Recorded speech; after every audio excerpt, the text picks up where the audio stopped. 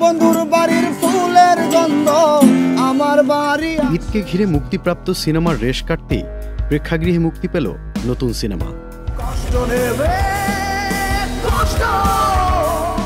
গত শুক্রবার দেশের 5টি মাল্টিপ্লেক্সে মুক্তি পেয়েছে শবনম ফেরদৌসী নির্মিত চলচ্চিত্র আজব কারখানা। তুমি না শরীরটা ছাড়া আর কিছুই বোঝো না।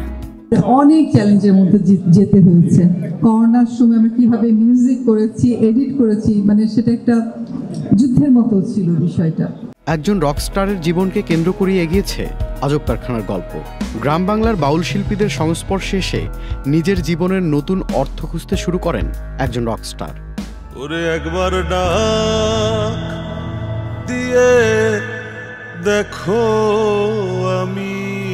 তিনি কোথাও একটা তার শিকড়ের কাছে ফিরে যাচ্ছেন।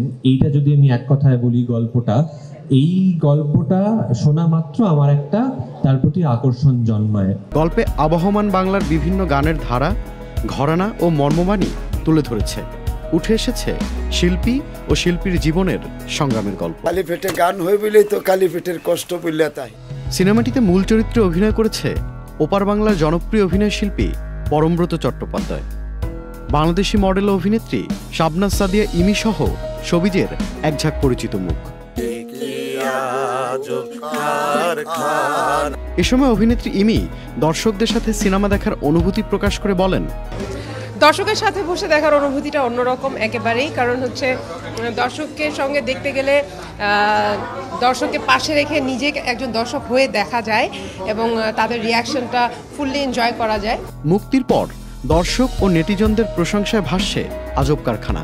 তারা মনে করেন মানুষ নিজেকে নতুন করে আবিষ্কার করার শেকড় হতে পারে এই সিনেমাটি।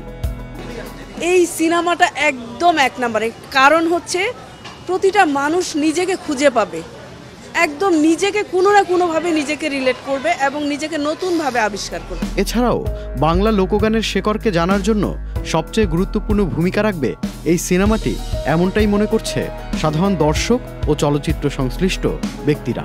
স্বাভাবিক যে শিল্পীরা তাদের সাথে ওঠা বসার কারণে কিভাবে একজন শহরের শিল্পীর পরিবর্তন হয় সেটা খুব ভালোভাবে ফুটে আসে। পরমব্রত চট্টোপাধ্যায়ের অভিনয় অসাধারণ, যারা কলাকুশলী অসাধারণ, গান অসাধারণ।